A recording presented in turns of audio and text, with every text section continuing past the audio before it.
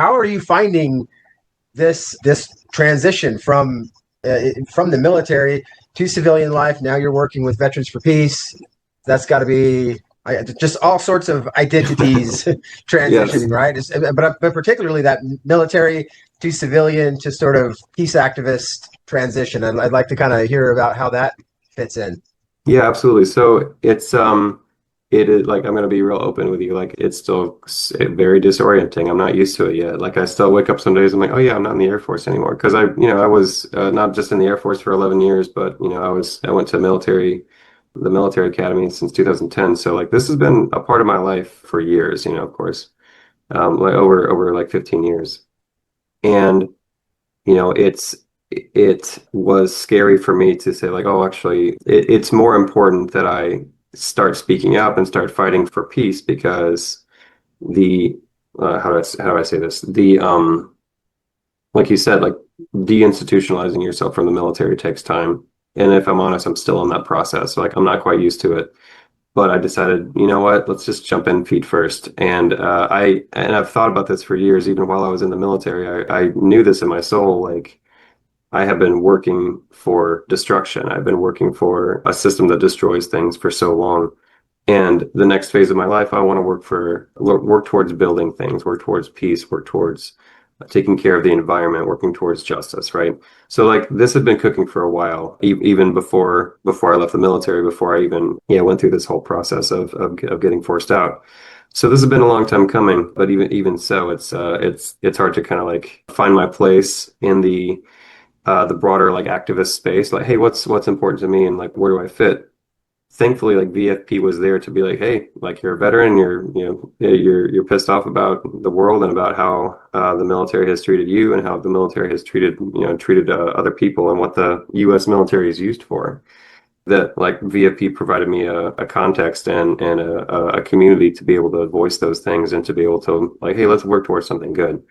This all happened pretty quickly for me, right? So this, like, I was forced out of the military in August of last year of 2025.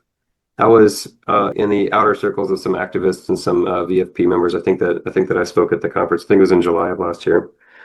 But yeah, there was a lot of veterans that were here local in Vegas that I knew that were like, yeah, this is really, like, what's going on in the world is really messed up. And we realized like, hey, we can do something about this. Now, I'm sure you know this, working in activist circles can be sometimes frustrating. Like, well, where do I fit in? There's a bunch of different activist groups, like, working for similar goals, maybe working for sometimes opposite goals or goals that seem that they're in tension.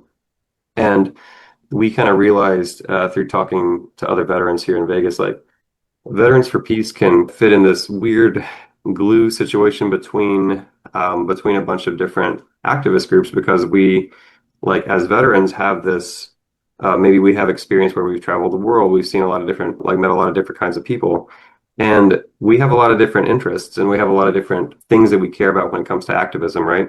It's not just limited to like, hey, let's no more foreign wars or not using the U.S. military as a global policeman. That's one thing, but if you're going to institute peace and it, like you said, if you're going to institute justice, what you have to do is look at the whole system from the ground up and say, where is injustice happening? Where is violence happening?